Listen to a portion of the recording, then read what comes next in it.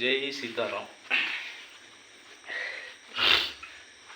சுக்கிலம்பரதரம் விஷ்ணு சசிவரம் சர்வஜம் பிரசன்னம் தாயே சர்வ விக்னோபோஷன். இன்னைக்கு வடுவரோட பாதையில் செங்கோலத்து பக்கத்தில் கைலமிட்டு வகராஜ் காமாட்சி கோவிலில் இருக்கிறோம்.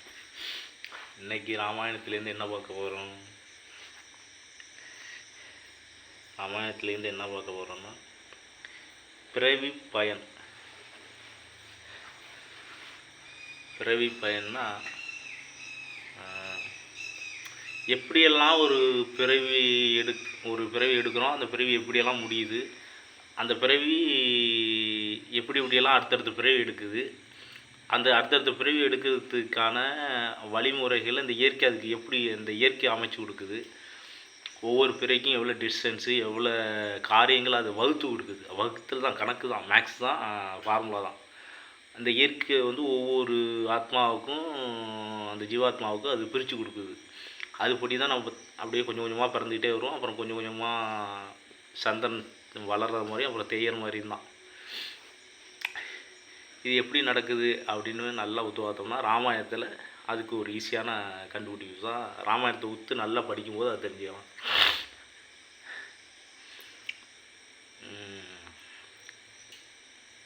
ராமாயணத்தில் என்ன பார்க்க வரோம்னா ஜடாயு ரொம்ப பெருமாளுடைய ரொம்ப பக்தர் தான். வேலை உண்டு ஜோலி உண்டுன்னு அவர் பாட்டுக்கும் அவருடைய வேலையை கண்டினியூவாக பார்த்துக்கிட்டே போயிருந்தாருன்னா அவரும் சாதாரண ஒரு பிறவி எல்லாரும் எடுக்கிற மாதிரி பிறவி எடுத்து தான் அந்த கர்மாவை கழிக்கணும். ஆனால் இல்லை, நான் அப்படி இருக்க மாட்டேன், என் கண்ணுக்கு எதிர்த்தாப்புல ஒரு தவறு நடக்குது, அந்த தவறை பார்த்துட்டு என்னால் இருக்க முடியாது, நான் எதிர்த்து கேட்பேன், என்னால் முடிஞ்ச அளவுக்கு நான் போராடி என்னால் முடிஞ்ச அளவுக்கு நான் தோற்று போனாலும் பரவாயில்ல, என்னால் முடிஞ்ச அளவுக்கு எனக்கிட்ட என்ன சக்தி இருக்குது அதை முடிஞ்சு போராடி நான் தடுக்க பார்ப்பேன் அப்படின்னு சீதா பிராட்டியை கடத்திட்டு போகும்போது தன்னால் முடிஞ்ச அளவுக்கு போராடி சந்திரகாசங்கிற வாழால் ராவணன் வெட்டினோன்னு குத்து உயிரும் குலம் உயிருமா கடத்துறது. அப்போ ராமபெருமான் வரும்போது பார்த்தா குத்து உயிரும் குலம் உயிருமா கிடக்கு. ஐயோ இப்படி கிடக்குறீங்களே அப்படிங்கும்போது கிடந்த அழுவர், என்னால் சித்தா பிராடி காப்பாற்ற முடியலையே, விட்டுட்டேனே, எனக்கு அந்த அளவுக்கு சக்தி இல்லையே, பெருமாளே என்னை மன்னிச்சிடுங்க அப்படின்னு சொல்லிட்டு பெருமாளுடைய மடியில் உயிரை விட்டுறாரு. உயிரை விட்டோன்னே ராமபெருமானுக்கு அப்படியே கொதிச்சு போயிடுறாரு. செத்து கிடக்கிறது ஜீவாத்மா, மடியில் தூக்கி போட்டுருக்கிறது பரமாத்மா. விட்டுருவாரா? அவர் செஞ்ச நல்லது கெட்டது எல்லாத்தையும் போக்கி அவரே தகனம் பண்ணுறார். தகனம் பண்ணி அவரே நீர்க்கடன் எல்லாமே கொடுத்து எல்லாமே அவரே பார்க்குறாரு. பார்த்து பகவானுடைய அந்த ஜீவாத்மாவை பரமாத்மாவோட இணைச்சிக்கிறார். இதுலேருந்து என்ன நமக்கு தெரியுது அப்படின்னா, நம்ம ரொம்ப தர்மத்தோட நியாயத்தோடு நடந்து யாருக்கும் எந்த கெடுதலும் நினைக்காம யார் மனசும் புண்படாமல் ஒவ்வொரு அடியும் பார்த்து ரொம்ப எங்கிட்டு போனால் அவங்க மனசுக்கு நம்ம புண்படுற மாதிரி நடந்துருமோ, இவங்க மனசு புண்படுற மாதிரி நடந்துருமோ, நம்ம வார்த்தையால் அவங்கள எதுவும் பேசிட்டா அவங்க மனசு புண்படுமோ, நம்மளால் அவங்க தாக்கப்படுவாங்களோ, இதெல்லாம் இல்லாமல் ரொம்ப ஒதுங்கி ஒவ்வொன்றையும் பார்த்து செதுக்கி நீங்கள் உங்களோட வாழ்க்கையை அமைக்கும்போது இந்த இயற்கைக்கு உங்களுக்கு பிடிச்சி போகணுன்னு இந்த இயற்கை என்ன பண்ணும், ஆஹா என்னடா இவன் அடுத்தடுத்த பிறவி எடுப்பான்னு பார்த்தா இவன் போகிற போக்கு இது கோளாறு பிடிச்சது குட்டியாக இருக்கும் கொடுக்க, இது தப்பாச்சே. அதாவது எப்படின்னா, இப்போ இந்த ஒரு மரம் இருக்குதுன்னு வச்சுங்களேன், அந்த மரத்துக்கு நல்லது மட்டும்தான் செய்யுதுங்க. அது 5 அறிவோ இல்லை 3 அறிவோ 1 அறிவோ, அதுக்கு என்னன்னா அதுக்கு பாவமே கிடையாது. அந்த மரம் மேலேருந்து சூரிய உதிரிகளை இழுக்கும், காற்றை உற்பத்தி பண்ணும், பச்சையத்தை உற்பத்தி பண்ணும், நிறைய பேருக்கு நிழல் கொடுக்கும், சில பேருக்கு பழம் கொடுக்கும். இது மாதிரி நிறையா நல்லதை செஞ்சு அடுத்த பிறவிக்கு அதை தயார் பண்ணிக்கும். கெட்டது செய்கிறதுக்கான வாய்ப்பே கிடையாது. ஆனால் நமக்கு மட்டும்தான் 6 அறிவு கொடுத்து சிந்திக்கிற திறனை கொடுத்து இது நல்லது இது கெட்டதுன்னு வகுக்கிற அந்த இது கொடுப்பாரு. ஆனால் அப்படி சிந்திக்கிற திறமை இருந்தும் நம்மளால் சிந்திக்க விடாமல் காமம், குரோதம், லோபம், ஆச்சரியம் எல்லாம் சேர்ந்து நம்ம அமைக்கிறோம். ஒரு இடத்துல காமப்பட்டுட்டோம்னு வச்சுங்களேன், நம்ம கண்ணுக்கு எதுவுமே தெரியாது, நல்லது கெட்டது எதுவுமே தெரியாது. காமப்பட்டு தப்பான வழியில் வந்துடுவோம். கோபப்பட்டுட்டோம்னு வச்சுங்களேன், நம்ம என்ன பண்ணுறோம்னே தெரியாது, விட்டு விளாசி செஞ்சிருவோம். இதெல்லாம் நான் அனுபவிச்சு தான் சொல்கிறேன். நானும் இல்லை, உலகத்தில் உள்ள எல்லாருமே, எல்லா பிராணிகளும் எல்லாருமே அனுபவிச்சு தான். கோவப்படும்போது அந்த இடத்துல என்ன நடக்குதுன்னே தெரியாது, காமப்படும் போதும் அந்த இடத்துல என்ன நடக்குதுன்னே தெரியாது. அதுமாதிரி லோகம் வந்து ஒவ்வொரு இதுங்க குணத்தை காட்டும் போதும் நம்ம என்ன பண்ணுறோம்னு தன்னை தானே இழந்துருவோம். அப்படியெல்லாம் இல்லாமல் ஒவ்வொரு நாளும் பகவானுடைய பாதத்தை பிடிச்சி பகவான்கிட்ட கேட்டு பகவானுடைய பிரார்த்தனை பண்ணி பகவானுடைய நாமாவளியை சொல்ல சொல்ல சொல்ல பகவான் என்ன பண்ணுறோம், ஞானத்தை நமக்கு கொடுத்து இந்த வழியில் இப்படி போ, இந்த வழியில் இவ்வளோ பிரச்சனை இருக்குது. ஒரு இருட்டில் போயிட்டுருக்கோம், அப்போ யாராச்சும் ஒருத்தங்க டார்ச் அடித்து கூட வரும்போதே டார்ச் அடிக்க வேண்டாம், உங்கள் கூட ஒருத்தர் இருட்டில் கண் தெரிஞ்சவர் ஒருத்தர் வர்றாரு, நீங்கள் கண் தெரியாத போகிறீங்க, ஆனால் அவருடைய பாதத்தை இருக்கமாக நீங்கள் பிடிச்சிக்கிட்டே, எங்களுக்கு ஒன்றை விட்டால் வழியே இல்லைன்னா சரி வா நான் அழைச்சிட்டு போகிறேன்னு அழைச்சிட்டு வர்றாரு. அவர் போகும்போதே பள்ளம், அவர் இந்த இடத்துல பள்ளம் இருக்குது அப்படின்னு சொல்லும்போது நீங்கள் இந்த பள்ளத்தை தாண்டியலாம், இல்லை பள்ளத்துக்குள்ளே கொண்ட கால முடியல, இந்த இடத்துல முள் இருக்குது காலை தூக்கி வை அவங்க, நீங்கள் காலை தூக்கி வைப்பீங்களா இல்லை முள்ளில் குத்தி வைக்கலாம். இதுதான் பெருமாள் பாதத்தையோ அந்த இயற்கையை நம்ம நேசிக்க ஆரம்பிச்சிட்டோம்னாலோ பெருமாள் பாதத்தை இறுக்கமாக பிடிச்சிக்கும் போது அவங்கவுங்க மதத்தில் அவங்கவுங்க கோட்பாடு இருக்குது, எந்த மதம் வேணாலும் இருக்கலாம். ஆனால் ஒரு நிலையாக அதை கடைப்பிடிச்சி தர்மத்தை கடைப்பிடிச்சி அதர்ம வழியில் போகாமல் யார் மனசையும் புண்படாமல் இப்படியெல்லாம் கொஞ்சம் கொஞ்சமாக நீங்கள் நடக்கும்போது அந்த இரையாற்றலுக்கு உங்களை பிடிச்சி போயிடும். பிடிச்சி போனோன்னா அது இறைவன் நம்ம கூடயே வந்து சொல்லுவார், நவனிதா இந்த இடத்துல ஒரு பிரச்சனை இருக்குது, அப்படி வளைஞ்சிப்போ, நவனிதா உன்கிட்ட இவங்க பிரச்சனை பண்ணுறதுக்காக ஏதோ பிளான் பண்ணிகிட்டு இருக்காங்க, இவங்கள்ட்ட பேசாத நவனிதா, இந்த ரோட்டு வழியாக போகாத நவனிதா, இப்படி போ, இந்த இதை செய் அப்படின்னு அந்த இறை அணுக்கள் வந்து நம்மளை வலியுறுத்தி நம்மளை கொஞ்சம் கொஞ்சமாக டைரக்ஷனை திருப்பி நம்ம எங்கே போய் சேரணுமோ அங்கே கரெக்டாக நம்மளை அழைச்சிட்டு போயிடும். இப்போ பிராயணம் நம்ம கடந்து போக வழி வந்து நமக்கு கரெக்டாக இருக்கும். இல்லாட்டி இதில் எல்லாம் விழுந்து எழுந்து திரும்ப பிறவி எடுத்து அதை இதில் விழும்போது அடுத்தடுத்த பிறவிகள் வரும்.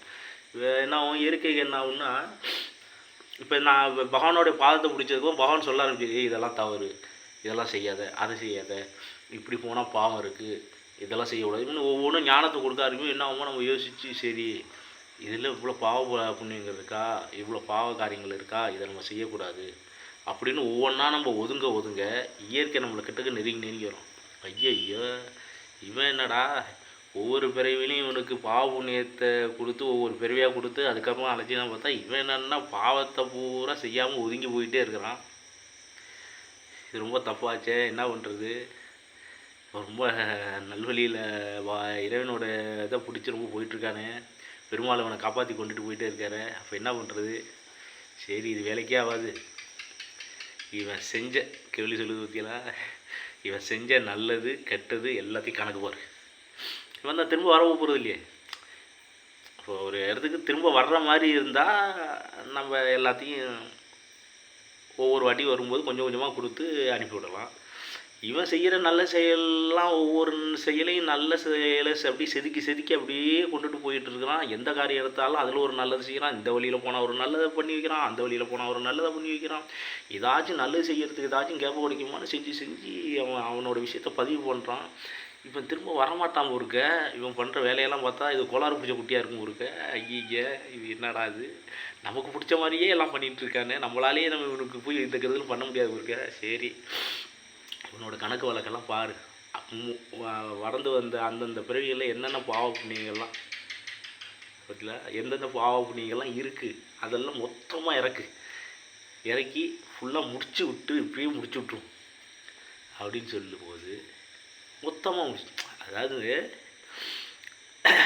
இந்த கதையில் ராமாயணத்தில் நீங்கள் அந்த ஜடாயு நமக்கென்ன நம்ம உயிர் தான் முக்கியம் அப்படின்னு அது ஒதுங்கி போயிருந்துச்சுன்னா அது அடுத்தடுத்த பிறகு எடுத்து தான் பகவான்கிட்ட போய் அடைய முடியும். ஆனால் என் உயிரே போனாலும் பரவாயில்ல, என் சீதா பிராட்டியை நான் காப்பாற்றியே தீருவேன் அப்படின்னு கோதாவில் குதித்து போயிட்டாய் அப்படின்னு போட்டு பிரிவி அவனை அடிச்சு இதுன்னு துணிச்சலாக இறங்கி எப்போ தர்மத்துக்காக அது இறங்குச்சோ அப்போவே அதோடைய மொத்த கணக்கையும் பார்க்கப்பட்டு இயற்கை பார்த்துட்டு ஐயோ இவன் ரொம்ப நேர்வழியில் போயிட்டான்டா, இவன் பகவானுக்கிட்ட போகிறான், இனிமேல் இவன் வரப்போவதில்லை. அப்போ இருக்கிற எல்லா பாவ புண்ணிய கணக்கெல்லாம் பார்த்து துன்பத்தை பெருசாக கொடுத்துடணும். அப்போ தான் அந்த வாளால் வெட்டும்போது அது அடிபட்டு குத்து விட்டு இப்படி கிடக்குதா, வாளால் அடிபட்டு கிடக்குதா, அப்போ துன்பம் அடையுதா கேள்வி பற்றியெல்லாம். இந்த துன்பத்தை எல்லாத்தையும் அப்பயே அடித்து முடிச்சிருது. அந்த வாளால் வெட்டு போட்டு அப்படியே ரத்தத்தை சொல்ல அப்படியே துடிச்சிட்டு கிடக்கு பற்றியெல்லாம். அது இந்த பாவம் பூரா அது இதாகிடுது. எப்படி ரத்தம் வலிஞ்சு போகுதோ அது மாதிரி அதோடய பாவங்கள் பூரா போய் புனிதமாகி அந்த ராமபெருமானோட கை பட்டோன்னே பரமாத்மாட்ட கொடுத்துருக்கு. இதுதான் நம்ம எப்போ தர்மத்தை கடைபிடிச்சி ஒழுக்கமாக இருக்கணும் அப்படின்னு ரொம்ப முயற்சி பண்ணி ஒவ்வொன்றையும் பார்த்து நடக்க பண்ணுறோமோ அப்போயே நம்ம சுற்றி இறைவன் வந்து உட்காந்து நம்மளை கை பிடிச்சி வச்சுட்டு போவார்.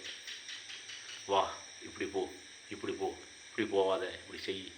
இந்த அழகீத்த போல் வராங்க, இந்த எண்ணத்தோடு உங்கள்கிட்ட வராங்க, அவங்கள்ட்ட உஷாராரு, அவங்கள்ட்ட பேசாத, அவங்கள கடந்து போ. எல்லாமே உங்களுக்கு சொல்லிக் கொடுக்க அந்த இயற்கை சொல்லிக் கொடுக்கும். இயற்கையே வந்து உங்களை டைரக்ஷன் உங்கள்கிட்ட தப்பான எண்ணத்தில் உங்கள்கிட்ட வந்தால் கூட அந்த இயற்கையை அவங்கள வேறு டைரக்ஷனில் திருப்பி விட்டுரும். அவனே இறைவன் ரொம்ப நேர்வழியில் போய் அவனோட இதை கழிக்கிறதுக்கு பார்க்குற நீங்கள் என்ன திரும்ப கொண்டு அவன் தான் முடிக்க போகிறானா, அப்புறம் என்ன திரும்ப கொண்டு அவன்கிட்ட கொண்டு திணிக்க பார்க்குறியா, தான் நீ போ அவனை தள்ளி விட்டுருவார். இதுதான் பெருமாளோடைய பாதத்தை பிடிச்சி பகவான் நிறைய நாமங்களை சொல்லி அந்த பெருமாள்கிட்ட சரணாகதி அடைஞ்சிடும். வேறு வழியே இல்லை. சரணாகதி அடைஞ்சாச்சுன்னா உங்களுடைய மொத்த கணக்கு எல்லாத்தையும் பார்த்துருவோம். ஒருத்தனுக்கு கடன் கொடுக்கணும், அவன்கிட்ட போய் அந்த கடனை தீர்த்தாகணும். அவனுக்கு போய் அவனுக்கு பிடிச்ச மாதிரி வேலையெல்லாம் பார்த்து அவனுடைய இதெல்லாம் பார்த்து அவனுக்கு என்னென்னலாம் நல்லது செய்ய முடியுமோ நீங்கள் செய்ய ஆரம்பித்தா அந்த வீட்டுக்கு ஐயோ என்னடா பண்ண நினச்சி பார்க்க முடியாத அளவுக்கு எல்லா வேலையும் பார்த்து வச்சுட்டு விட்டாடா. என்னால் இந்த வேலையை பார்க்கணும்னா அந்த வேலையை பார்த்து வச்சிடறான், இந்த வேலையை பார்க்கணும்னா அந்த வேலையை பார்த்து வச்சிடறேன், எல்லா வேலையும் அவன் பார்த்து வச்சாடாடா. அவனுக்கு திக்கு முக்காடு நம்மளை வேலை செய்ய விடாம விட்டாமல் இருக்க. முதல்ல இவன் கணக்கு வழக்கெல்லாம் பார்த்து முடித்து சீக்கிரம் அனுப்பிடுறான். நமக்குன்னு சில ப்ரைவேசி இருக்குது, அதை நம்ம செய்யணும். அதே செய்ய விடாமல் அவன் தடுக்கிறானடா. முதல்ல இவன் கணக்கை முடித்து அனுப்பிவிடு, காசை கொடுக்க வேண்டாம், முதல்ல வந்து அனுப்பிச்சுடு. அந்த மாதிரி யோசிக்கும் இந்த இயற்கை. ஏன்னா நம்ம செய்யக்கூடிய நல்ல செயல்கள் இயற்கைக்கே அது எதிராக திரும்பும். ஐயோ நம்ம வேலையை இப்போ கெடுக்கிறானே அப்படின்னு. இல்லை நான் நிறையா பிறவி எடுத்து நான் பெருமாள்கிட்ட அடைஞ்சிக்கிறேன், எனக்கு நிறைய இன்னும் ஆசைகள்லாம் இருக்குது, நிறையா இருக்குது அப்படின்னா அவங்க எளிமையாக கரெக்டாக ஈவனாக போயிட்டுருக்கிறது பெட்ரு. ஆனால் எப்போ நீங்கள் நேர்மை தர்மம் இதெல்லாம் ரொம்ப நீங்கள் அதிகமாக அதை நோக்கி போகிறீங்களோ, ரொம்ப இறைபக்தி, ரொம்ப தர்மத்தோடு நடக்கிறது, ரொம்ப ஒழுக்கமாக இருக்குது, இதெல்லாம் ரொம்ப நீங்கள் கடைப்பிடிக்க என்ன ஆகும்னா உங்களுக்கு பிறவே அத்து போயிடும். அதுக்கப்புறம் குடும்ப வாழ்க்கை இதெல்லாம் அதில் எல்லாம் நீங்கள் ஒரு நாட்டுக்கு சும்மா ஏதோ ஒரு உப்புக்கு வேணால் இருக்கும், அவ்வளோதான். அதை ஒட்டி அதில் மேலேலாம் உங்களுக்கு இது இருக்காது. ஏதோ பெருமாள் கொடுத்து அதை வச்சு ஓட்டிகிட்டு இருப்பீங்க. ஆனால் நீங்கள் ஞான மார்க்கத்தில் போயிட்டே இருப்பீங்க. உங்களுடைய எல்லா பாவ புண்ணியங்களும் அங்கேயே கிடக்கட்டும். உங்களுக்கு ஊறுப்பட்ட பிரச்சனைகள் வரும். எல்லா பிரச்சனையும் கொடுத்து அந்த பாவத்தை நீங்கள் புண்ணியம் பண்ணியிருந்தால் நிறையா புண்ணியம் செய்கிறதுக்கான அந்த சுகத்தையும் கொடுத்துருவாங்க. பாவம் செஞ்சுருந்தால் அந்த வழியாக இருந்தாலும் அதையும் கொடுத்துருவாங்க. எல்லாத்தையும் முடிச்சு விட்ருவாங்க. நீ அந்த புண்ணியத்தையும் ஏற்றுக்க முடியும். புண்ணியம் செஞ்சுருந்து நல்லா வாழ்வை கொடுத்தாலும் அதையும் அதில் போய் நீங்கள் நாட்டம் ஆட முடியாது. அது கிடக்குப்பா, இதெல்லாம் நீயே கொடுத்து நீயே வச்சுக்கப்பா. குசேலம் சொன்ன மாதிரி இதெல்லாம் நீ கொடுத்ததுப்பா, நீயே வச்சுப்பா, எனக்கு வேண்டாப்பா அப்படி நிறையா போட்டு குத்தி அவளுக்கு குத்து உயிரும் குலவருமா போட்டது தான் எல்லாம். நீ உன் சரப்பா நீ எது செய்ய எனக்கு ஓகே தான் அப்படியே அதையும் நீங்கள் ஏற்றுக்க முடியும். பெருமாள்கிட்டே அதை சமர்ப்பிச்சிங்க. இதுக்கு தான் சரணாகதி. இல்லை நான் வழியாக அடுத்தடுத்து நான் பிறவி எடுத்து அப்படின்னா அவங்களுக்கெல்லாம் ஞானத்தை கொடுக்கப்பட்டது. அவங்களுக்கெல்லாம் நல்லது கெட்டது எதுவுமே தெரியாது, மறைச்சிருவார். அவங்களுக்கும் உண்டு. ஆனால் அடுத்தடுத்த ஸ்டாப்பில் போய் அந்த பஸ்ஸை ஏறி போவாங்க. இப்போ சாப்பாடு இருக்குது, அதில் ரசம் மோர் குழம்பு எல்லாம் எளிமையாக சாப்பாடு ஒரே விஷயங்கள் அதிகமாக போட்டால் அது திங்கிறதுக்கு சரியில்லாமல் போயிடும்ல, அந்த மாதிரி விஷயந்தான். அவங்கெல்லாம் கொஞ்சம் தூரமாக இருக்கிறது நல்லது. ஏன்னா ரொம்ப நல்லவங்களாம் ரொம்ப இதெல்லாம் மாறிட்டாங்கன்னா அவ்வளோதான், முடிஞ்சு போச்சு, அந்த பேரையும் முடிஞ்சு போச்சு. அதான் சொல்லுவாங்கள்ல, ரொம்ப நல்லவனாக இருக்காடா அப்படின்னு சொல்லுவாங்கள்ல, அவ்வளோதான். ரொம்ப நல்லவனாக இருந்தால் அவ்வளோதான், முடிஞ்சு போச்சு. அவன் எல்லா நல்லது கெட்டது அத்தோடு முடிச்சிட்றான். இல்லை அப்படின்னா அதுலேயும் இதுலேயும் போட்டு ஓட்டிக்கிட்டு இருக்கவங்களுக்கு அப்படியே ஓடிக்கிட்டே இருக்கும். அவங்க எல்லா விதமான தவறும் செய்யலாம். ஏன்னா அடுத்தடுத்த பிறவிக்கு தவறுகளும் புண்ணியமும் பாவங்களும் இருந்தால் தான் அடுத்த பிறவி நீடிக்கும். இப்போ இதெல்லாம் நீங்கள் பண்ணாமல் இருந்தால் எப்படி அடுத்த பிறவிக்கு போகும்? இப்போ நீங்கள் விதைச்சி வைக்கிறீங்க, விதைச்சி வச்சாதானே அது முளைச்சி வந்து நாளைக்கு அது சாப்பாடாக உங்களுக்கு உருவாகும். விதைக்கிறதையும் விட்டுட்டீங்க, சாப்பாடு இல்லை, முடிஞ்சு போச்சு, அதோட கதை முடிஞ்சு போச்சு. விதைக்கிறதே விட்டாச்சு, வேண்டாம் எனக்கு எதுவுமே வேண்டாம்யா, நான் ஒதுங்கிடுறேயா அப்படின்ட்டா அப்புறம் எப்படி அந்த இடத்துல எனக்கு சாப்பாடும் வேண்டாம், இந்த நான் விதைக்கிறதும் வேண்டாம் அப்படின்னாச்சுன்னா இல்லை. ஆனால் விதைச்சிக்கிட்டே இருந்தீங்கன்னா அது முளைச்சிக்கிட்டே தான் இருக்கும், அறுவடை பண்ணி அதை திரும்ப சாப்பிட்டுக்கிட்டு அது ரொட்டேஷன் ஆகிட்டு தான் இருக்கும். இதுதான் அந்த பிறவி சுழற்சியோட இது. சரணாகதி எல்லாரும் அது பண்ணணும் அவசியம் கிடையாது. இது இந்த உலகமே படைச்சது வந்து நம்ம சுகமாக வாழ்ந்துட்டு நல்லா சந்தோஷமாக இருக்குதான். நல்லா சந்தோஷமான வாழ்க்கை கிடச்சி நல்லா வாழுங்க. வாழ்ந்து உங்களை ஆசையை பூரா தீர்த்துங்க. என்னென்னலாம் ஆசைப்பட்டீங்களோ அதெல்லாம் தீர்த்துங்க. ஏன்னா அந்த ஆசையெல்லாம் நீங்கள் தேக்கி வைக்க அடுத்தடுத்த பிறவிக்கு அது கொண்டுட்டு போயிட்டே இருக்கும். நீங்கள் என்னெல்லாம் நீங்கள் உங்களுக்கு கடவுள் என்ன கொடுத்துருக்காதோ அதெல்லாம் அனுபவிங்க. ஏன்னா அதெல்லாம் நீங்கள் அனுபவிக்காமல் ரொம்ப போட்டு கம்ப்ரஸ் பண்ணிங்கன்னா அது வேற ஒரு விதத்தில் பூதகரமாக போய் வெடிக்கும். வெடித்தது அதுக்காக திரும்ப ஒரு பிறவி இருக்கணும். மகாபாரதத்தில் இது நடந்திருக்கு. 99 கவசத்தை உடச்சி ஒரு கவசத்தை உடைக்கல பெருமாள். திரும்ப அந்த ஒரு கவசத்தை உடைக்கிறதுக்காக மறுபிறவியில் கர்ணனாக பிறந்து அந்த ஒரு கவசத்தையும் பெருமாள் உடச்சி அதுக்கப்புறம் தான் கர்ணனை கொள்றாரு. இந்த மாதிரி இதிகாசங்களே நிறைய நடக்குது. அதனால் என்னென்னலாம் ஆசை பெருமாள் உங்களுக்கு அந்த பிறவியில் கொடுத்துருக்காரோ அதெல்லாம் முடிச்சுட்டு உங்களோட ஆசையெல்லாம் தீர்த்துட்டு அப்பா முடிஞ்சு போச்சு அப்படின்னு பெருமாளோட பாதத்தை விழுந்துருங்க. அவருக்கு தெரியும் உங்களை எந்தெந்த எப்பப்போ எப்படி இப்படியெல்லாம் செய்யணும்னு அவருக்கு தெரியும். அவரே பார்த்து உங்களை அறிஞ்சிக்குவார். இல்லை இதெல்லாம் மீறி அதெல்லாம் நான் பெருமாளோட பாதத்தை பிடிச்சி அப்படின்னு இருக்காமல் ரொம்ப பிடிச்சி பகவானுடைய பாட்டெல்லாம் பாடி பகவானுக்கு ஆராதனை பண்ணி இதிலெல்லாம் ரொம்ப தெளிச்சு இதிலெல்லாம் ரொம்ப நேர்மையாக இருந்து தர்மத்தை கடைப்பிடி இப்படிலாம் ரொம்ப இது பண்ணிங்கன்னா உங்களுடைய மொத்த கணக்கும் பார்க்கப்படும். அதுலேருந்து பார்க்க பிரச்சனை தான் அதிகமாக இருக்கும். ஆனால் அந்த பிரச்சனை வெளியிலேருந்து பார்க்குறதுக்குள்ள தான் ஐயோ என்னடா அது இவ்வளோ நல்லா இவ்வளோ பிரச்சனை உனக்கு வந்திருக்கு அப்படின்னு அவங்களுக்கு தான் தெரியுமே தவிர உங்களுக்கு வந்து அது ஒரு சாதனையாக தெரியும். ஒவ்வொரு இதைத்தையும் நீங்கள் ஒவ்வொரு கஷ்டத்தையும் நீங்கள் அனுபவிக்கிறது அப்பா இதுலேருந்து தொல்லை விட்டுச்சு பெருமாள் இந்த துன்பத்தை அனுபவித்து முடிச்சாச்சுன்னா இதெல்லாம் நம்ம கணக்கு முடியுது அப்படின்னு நினச்சி நீங்கள் உங்களை வந்து சந்தோஷப்படுத்திக்க. இப்போது உடம்புலேருந்து ஒவ்வொரு முள்ளை எடுக்க எப்படி உங்களுக்கு ஒரு சுகமாக இருக்கும். முள் இருந்தால் தானே அங்கங்கே குத்திட்டு இருக்கும். ஒவ்வொரு முள்ளை எடுக்க உங்களுக்கு ரிலீஃப் தானே. அந்த மாதிரி உங்களுடைய இதெல்லாம் தீர்க்க போகும்போது அது உங்களுக்கு சுகமாக தெரியும்.